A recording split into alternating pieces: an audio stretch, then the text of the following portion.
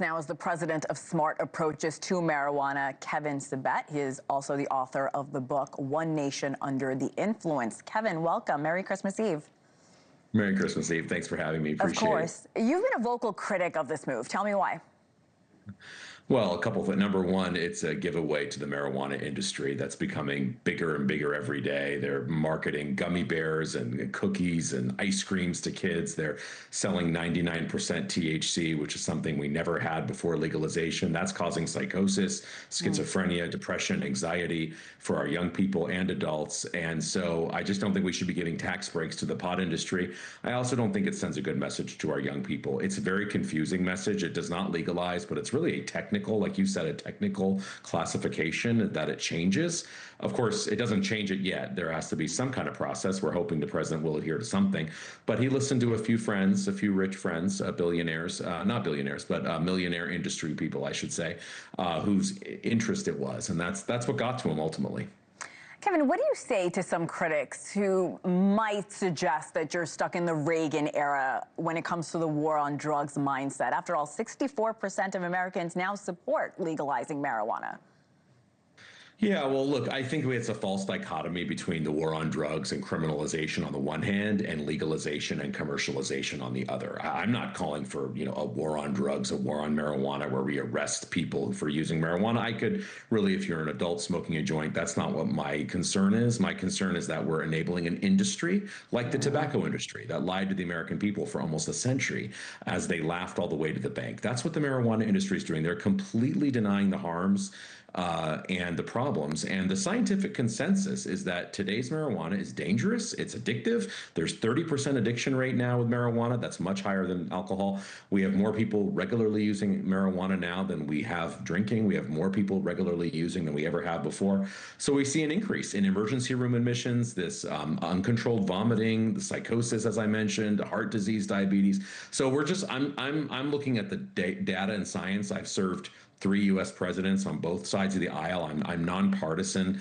I just want what's best for our country, and I'm concerned that we're allowing the marijuana industry to get ahead of the science. You make a good point, and I was actually very surprised as I was researching this interview. Cannabis use is above alcohol for the first time ever in the United States. And I'm asking this, isn't it better to move cannabis into a category where products, dosing, and side effects can be standardized and monitored instead of leaving patients to experiment with unregulated products that you see at these legalized dispensaries? Yeah, it's a good question because the legalized dispensaries, they don't know what they're doing. So you're exactly right that this idea that people know what they're getting when they go to a pot shop, you don't know what you're getting. It's not FDA controlled at all. I'm in favor of getting FDA approved medications based on marijuana, just having to go through the process that every other medication has to go through. I don't think the process should be a voting, a popularity contest, which is what it's been in many states. But instead, we should go through the proper channels. I have nothing. I mean, look, cocaine is used for medical purposes. That's why it's Schedule 2. Fentanyl is used for medical purposes. That's why it's Schedule 2. I have no problem with marijuana and parts of the components. Of course, we don't smoke medicine, but in a non-smoked form, be a medicine. There's no issue with that. I'm not sure this is going to get us there. If we're really concerned about research, what would have been a more sort of less disingenuous way to do it would be to put more funding towards research. It's funding that's going to get us to know about marijuana's potential therapeutic value, which I'm all in favor of. I just think with this, we're putting the cart before the horse. It's very confusing, except it gives tax breaks to some of the president's golf friends, and that is what's concerning to me. Marijuana, as you know, is already legal in so many states, at least in some form. Do you think this reclassification gives it a chance to bring real data, standards, and accountability to what we're already seeing across the country? Well, look, I hope it does. I'm always trying to look for the silver lining and everything. I really hope it does. I'm not holding my breath if this is going to happen and that's going to bring standardization. The other thing it should bring, actually, Schedule 3 drugs are, you can't have Tylenol with codeine in a gummy bear form, right?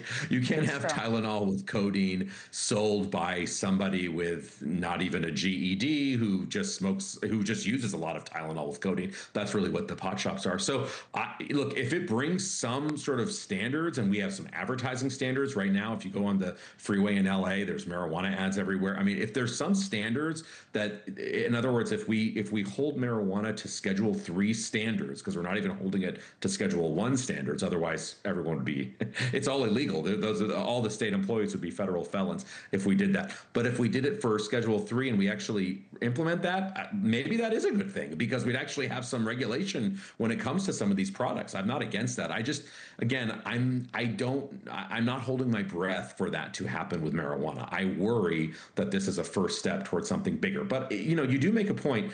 It's not legalization, and the industry really wanted legalization, and they haven't been able to get it, so they had to settle for this. So it is very interesting where this is going. I think the legalization debate is far from settled in the U.S. We have Maine and Massachusetts, as you probably have heard. I talked to Elizabeth on this program about that are talking about reversing legalization.